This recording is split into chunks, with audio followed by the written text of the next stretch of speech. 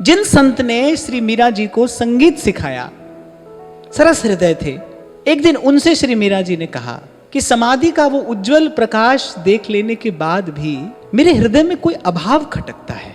कहने का तात्पर्य क्या है कि मुझे तृप्ति नहीं हुई, मेरे हृदय में कोई अभाव खटकता है, जाने कैसी पीड़ा है। सब तो ठीक है, सब तो अनुकूल है, तन भी स्वस्थ है, मन भी सहज है, पर फिर भी कैसे अनजानी सी हृदय में कोई पीड़ा है। कभी कभी ऐसे हुक सी उठती है, वो अभाव मुझे खलता है, वो अभाव मुझे चैन नहीं लेने देता। वो राजकुमारी हैं, सर्व सद्गुण संपन्ना हैं, उनके स्मरण मात्र से भक्ति का संस्कार उदय हो जाता है। वो ये बात कहती हैं कि समाधि की अवस्था में पहुंचने के बाद भी कोई अभाव है जो मेरे हृदय में खटकता है। कहते मीरा जी जिस भाव से कि बात बता रही थी, उन रसिक संत को सुनते सुनते वो रसिक संत के नेत्र सजल हो गए। जब उन्होंने किंचित जानने का प्रयास किया मन ही मन मीरा जी की स्थिति को, और कुछ तो नहीं कह पाए, करुणामयी तुम पर कृपा करें, और बस उस संत ने मीरा जी के सर पर अपना हाथ रख दिया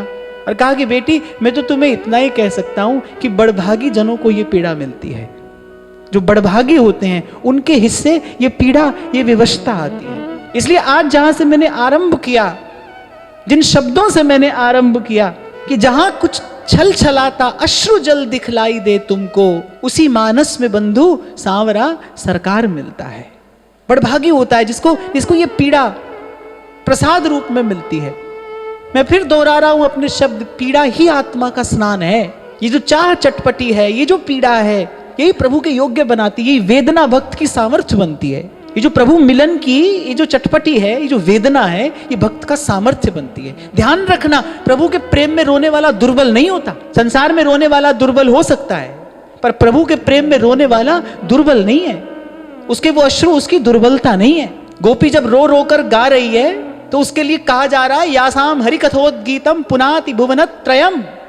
गोपी का ये प्रेम गीत, गौरे गोपी का जो ये रुदन है कि तीनों लोगों को पवित्र करने वाला है। पुनाति भुवनत्रयम्।